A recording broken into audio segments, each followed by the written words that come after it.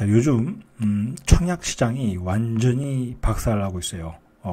다 미분양이 나고 있어요. 뭐 둔촌주공도 사실상 미분양이 난 거죠. 났는데 너무 경기가 안 좋다 보니까 건설회사들 다 부도 날까봐 PF 차환 발행이 안 되는 상황으로 가면, 둔촌주공이 PF 상환 차환 발행이 안 되면 나머지 사업장은 다 부도야. 원희룡 국토부 장관이 둔촌주공 살리려고 둔촌주공 맞춤형 전면적 규제 완화를 해서 그거 하나만 살려보려고 노력을 했고, 그걸 불씨로 다른 사업장에도 많은 청약이 이루어져서 사업장이 정상적으로 돌아가 주길 원했는데 그렇게 되질 않고 있어요. 평촌 센텀 퍼스트인가요? 자, 이거 여기 분양했다가 뭐 0.3대 1인가요? 아주 비참하게 깨졌어요. 비참하게 깨졌고, 광명시 루타운, 그리고 광명 역세권에 있는 철산 자이 다 깨졌어요.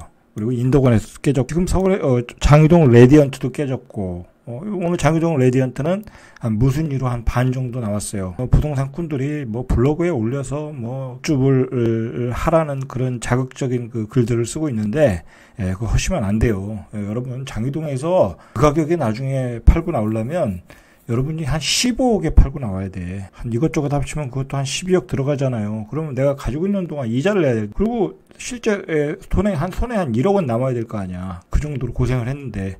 그럼 그거 14억, 15억에 팔고 나와야 돼. 여러분, 그거 2030년도까지 15억에 못 팔고 나와요. 내가 장담하건데 못 팔고 나와요. 아니, 전세 가격이 6억, 7억밖에 안 되는데 어떻게 누가 그걸 15억에 사겠어요. 그냥 전세 살면 되지. 그죠? 그렇게 대단한 직주 접근성이 뛰어난 지역도 아니고, 여러분 절대로 그거 무슨 하시면 안 돼. 그거는 입주할 때 그냥 마피.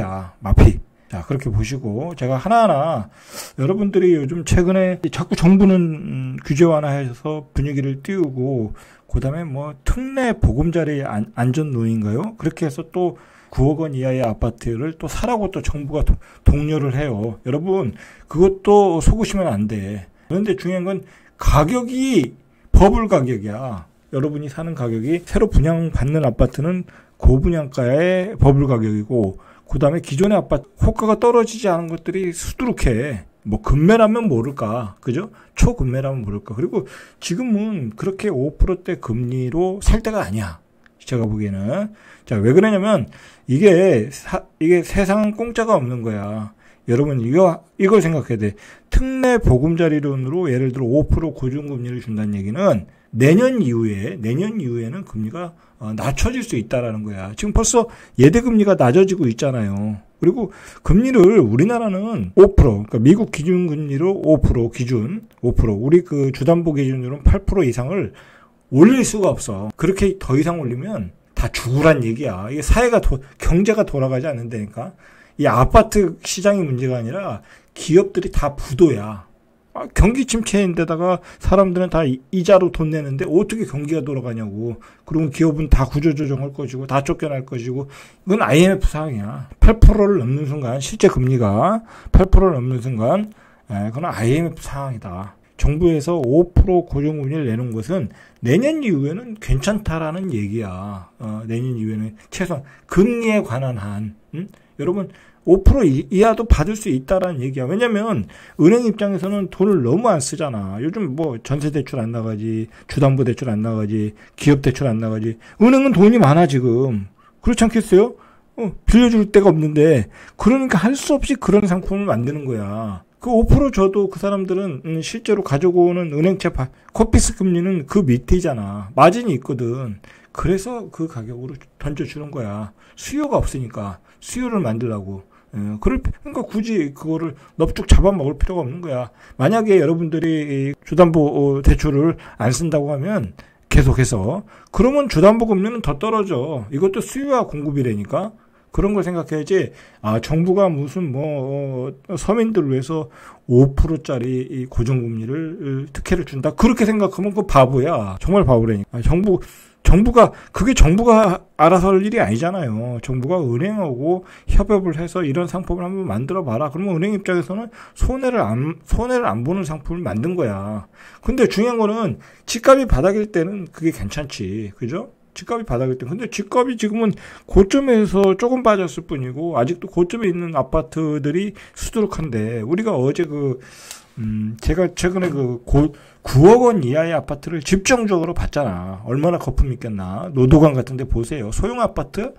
여러분, 소형 아파트 6억이면, 6억이면, 15평 6억이면, 제가 이제 그런 썸네일도 만들었지만, 평당 4천이야.